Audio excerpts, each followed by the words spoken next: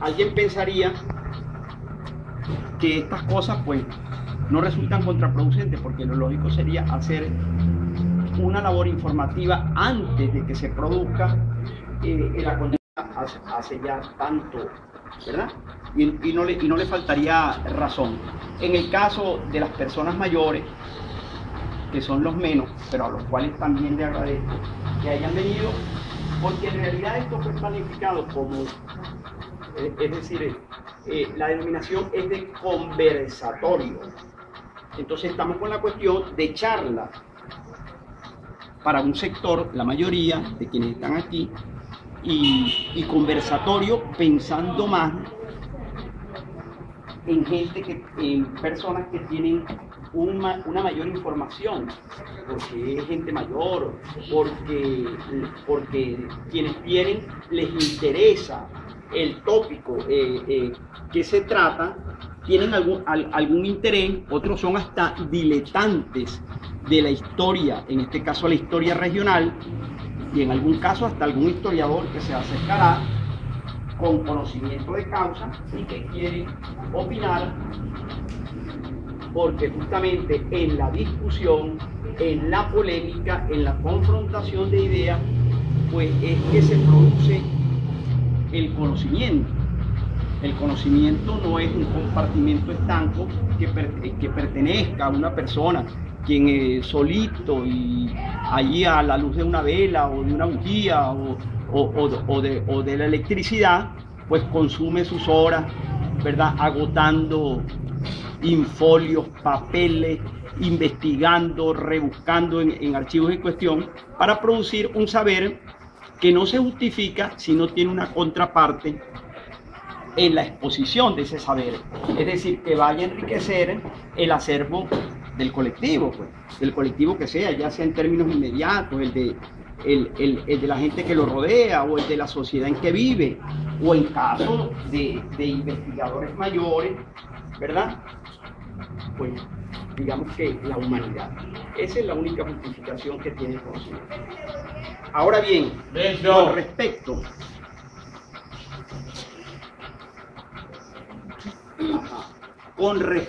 yo no me, esto forma parte de la cuestión diaria. Yo no me molesto por ese tipo de cuestiones, empezando porque no tengo ninguna hija, ¿verdad? Y después, bueno, ese es el acontecer diario y realmente uno no se puede sustraer a él. Es más, yo creo que eso le pone hasta cierta sazón a la cuestión, ¿verdad? Cuando nos referíamos, que yo les refería a ustedes acerca del 30 de junio como Día de Barinas, no faltará, probablemente no haya ninguno en la sala, pero no faltará, y voy a comenzar, en vez de comenzar por los pies, es decir, digamos que voy a comenzar por la cabeza, ¿verdad? No faltará quien me salga al paso y me diga, ¿cuál Barina? ¿Cuál Día de Barinas? Y yo no quería hablar de esto. Sin embargo, fíjense ustedes cómo el discurso lo conduce a uno de una manera inopinada por los derroteros que uno previamente había previsto no transitar. Entonces no estaba dentro de mis planes. ¿Por qué?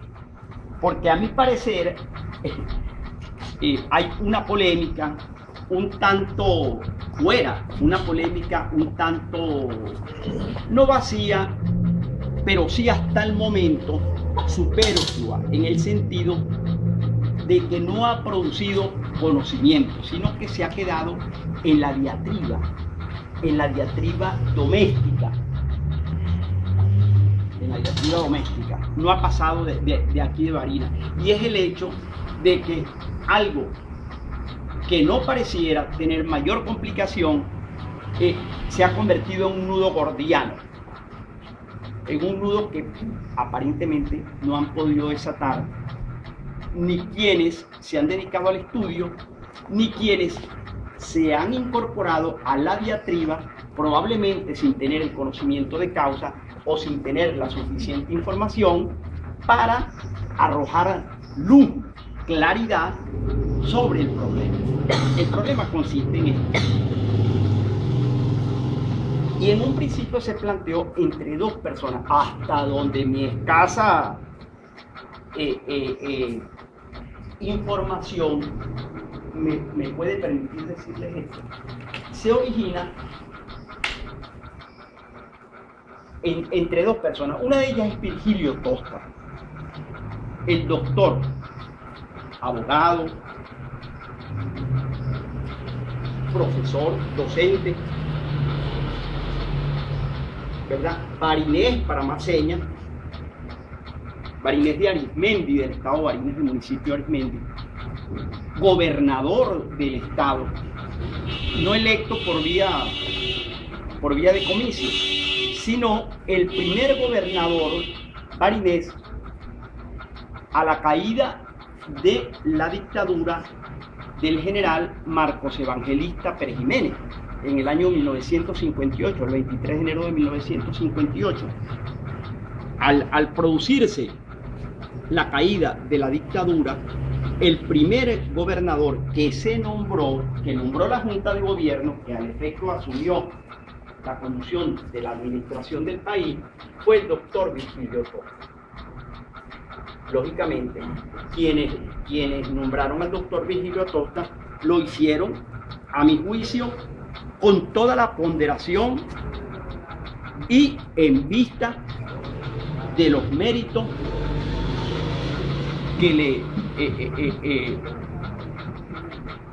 que podían pues justificar el nombramiento del doctor. En principio, además de los títulos que tenía, era la persona que más había investigado sobre Barinas. Quizás la persona hoy en día que más escribió o ha escrito sobre Barinas. Prácticamente todo lo que se refiere a la historia de Barinas como provincia y como región, ¿verdad?, la ha escrito Virgilio Tosta. Ahora bien,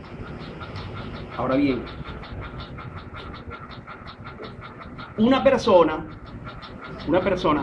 que no fue académico, pero que tenía todos los títulos que la sociedad donde desempeñó sus actividades, ¿verdad?, le podía dar, le dio, y que es quizás la mayor justificación que puede tener una persona en lo que se refiere a cualquier desempeño social, que es la retribución y la certificación de la sociedad donde vive. Esa persona era, y sigue siendo,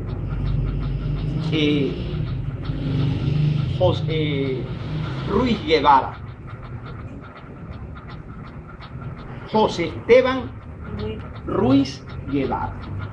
Por cierto, casado en segundas nupcias con una señora que tengo entendido que es merideña, la profesora Catalina, que también ha hecho estudios etnográficos sobre Barinas y sobre todo sobre cultura barinesa, perdón.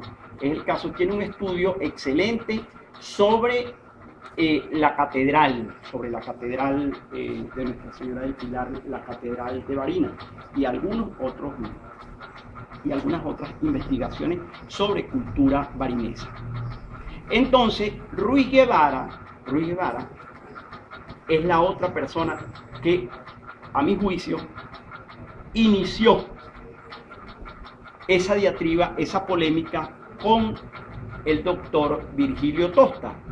Virgilio Tosta, en principio, dentro de sus investigaciones, planteaba la fundación de Altamira de Cáceres. Altamira de Cáceres. Ustedes saben, ¿han oído hablar de Altamira de Cáceres antes? Sí. Sí.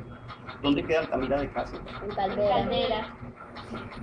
Bueno, o es Altamira o es Altamira, o es Caldera o es Altamira, ¿verdad? No lo tomen a mal. No, algunas ciudades tienen más de un nombre, con toda seguridad, que tienen, casi todas las ciudades fundadas por españoles tienen más de un nombre, una retahila de nombres, pero no es precisamente Caldera,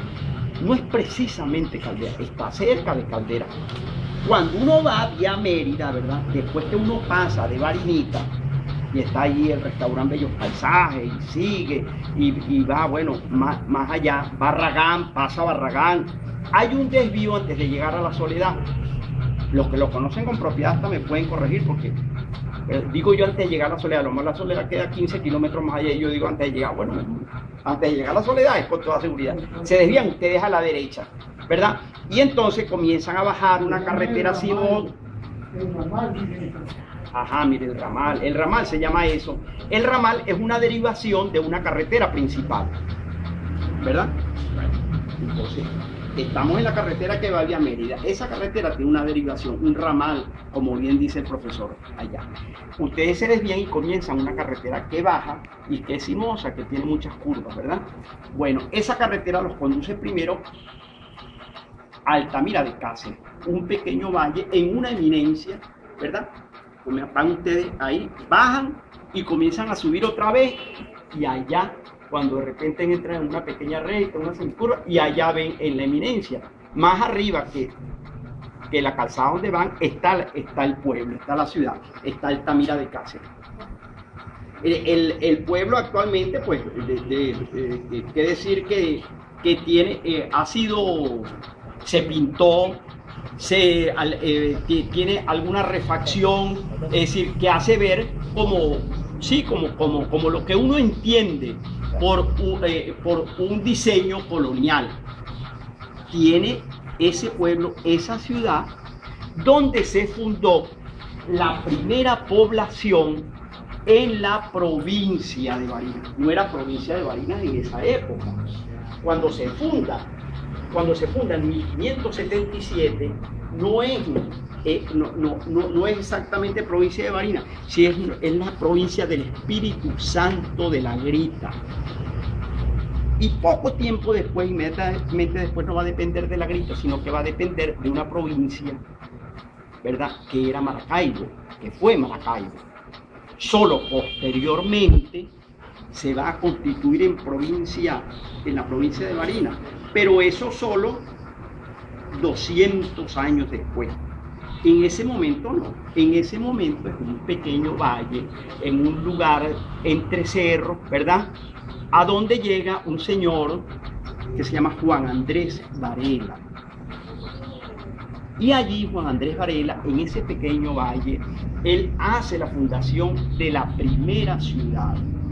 Obviamente, pasa el tiempo y esa es la historia, ¿verdad? Hay un proceso de transformación, hay un proceso de cambio en todos los sentidos de la vida social y administrativa de los pueblos y de los colectivos humanos. Entonces, claro, en función de eso, todo lo que uno diga puede ser apostrofado, puede ser objeto de corrección, ¿verdad? Entonces, de allí, digo yo, se ha derivado toda esta diatriba. ¿En qué consiste la diatriba? Que cuando llega el momento, las ciudades en Venezuela son jóvenes.